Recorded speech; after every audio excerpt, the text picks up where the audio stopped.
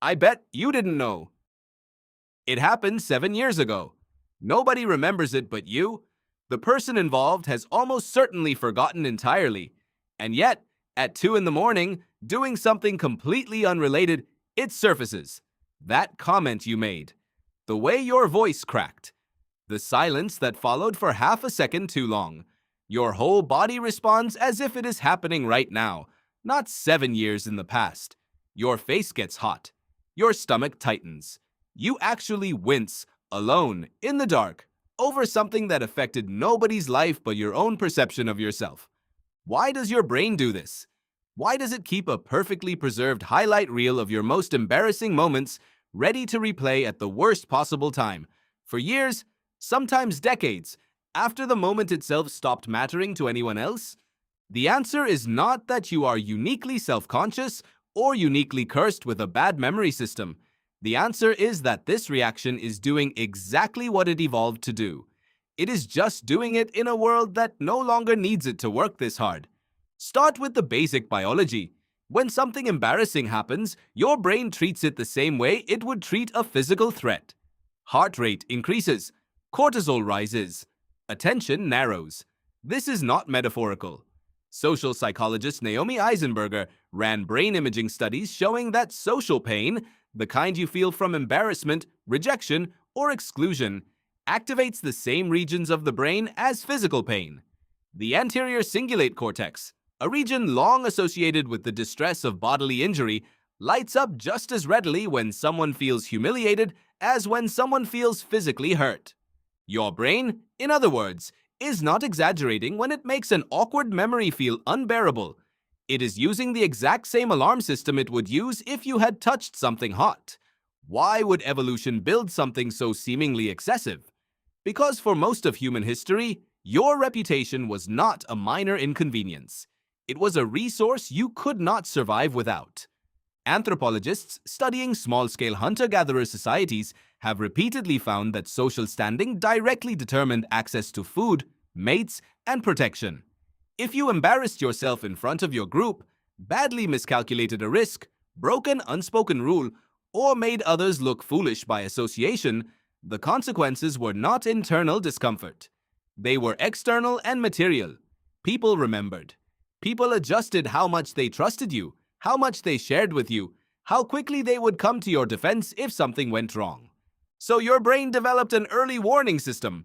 Anything that risked your social standing got flagged, intensified, and stored with unusual permanence, specifically so you would be highly motivated never to do it again. This is where a phenomenon researchers call the negativity bias becomes important. Psychologist Roy Baumeister and his colleagues found, across a wide range of studies, that negative experiences are processed more thoroughly, remembered more vividly, and weighted more heavily than positive ones of equal intensity. A compliment fades quickly. A criticism lingers. This is not a flaw in your memory. It is a deliberate asymmetry built by evolution, because the cost of missing a real threat was always higher than the cost of overreacting to a false one. An embarrassing moment is, biologically speaking, treated as a threat, even decades later. But here is what makes this particular type of memory so sticky compared to other negative experiences. Most embarrassing moments are unresolved. You didn't get to fix it. You didn't get to go back and say the smarter thing, deliver the better comeback, undo the stumble. The moment ended, but your brain's evaluation of the moment never reached a clean conclusion.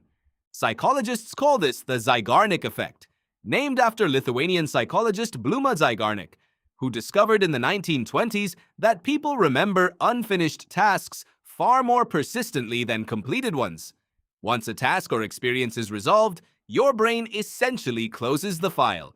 But unresolved experiences stay open, returning to conscious thought again and again because some part of your cognitive system is still searching for completion, still looking for the version of events where you handled it better. This is why you can replay the same 15 seconds from years ago in vivid detail, while forgetting entire weeks of your life that were objectively more significant. The 15 seconds never got resolved. The weeks did. There's a cruel irony to how memory storage actually works here too. The same intensity that makes an embarrassing memory feel so awful is the very thing that guarantees its survival. Memories tagged with strong emotion, especially anxiety and shame, get prioritized by the amygdala for long-term storage. Your brain isn't randomly choosing to torture you with this specific memory out of millions of options. It selected this one because, at the time, your nervous system flagged it as something worth remembering at all costs. The system worked exactly as intended. It just never got the memo that the danger passed. Have you ever wondered why these memories tend to surface specifically at night? In quiet moments, right as you're trying to fall asleep? That's not a coincidence either. During low stimulation moments, when your brain isn't occupied with new input, it defaults to scanning unresolved threats. The same way it would scan your surroundings for danger if you were sitting alone in the dark, genuinely vulnerable. An old embarrassment gets picked up by the same scanning process that once searched for predators. You are not weak for thinking about it again. You are running a threat detection system at 2 a.m. that has nothing else to scan, so it returns to the most recent unresolved alarm it has on file, even if that alarm is 12 years old. Here's the part that should actually be comforting. Other people do not store your embarrassing moments the way you do. Researchers studying social perception have found something called the spotlight effect, first documented by psychologist Thomas Gilovich, which shows that people consistently and dramatically overestimate how much others notice and remember their mistakes. In Gilovich's studies, participants who wore an embarrassing t-shirt into a room of strangers believed nearly twice as many people noticed it than actually did. Your audience was never paying as much attention as your nervous system insists they were. They had their own anxieties to manage. Their brain was busy archiving their own list of embarrassing moments, not yours. So the moment you can't stop replaying was, for everyone else in the room, forgotten within days, if it registered at all. None of this means the discomfort isn't real. It means the system producing the discomfort is ancient, well-intentioned, and significantly miscalibrated for a world where most social mistakes carry no lasting consequence at all. Your brain still behaves as if reputational damage could mean exile from the group, starvation, or death. In reality, it usually means someone forgot what you said within 48 hours, while you remember it 7 years later in perfect, humiliating detail. So tonight, when that old memory surfaces uninvited, recognize it for what it actually is. Not evidence that you are broken, or strange, or uniquely incapable of letting things go. Just an ancient alarm system, still standing guard over a danger that left a long time ago, replaying the only unresolved file it has left in the building. If you learned something new, be sure to like and follow for more facts and stories.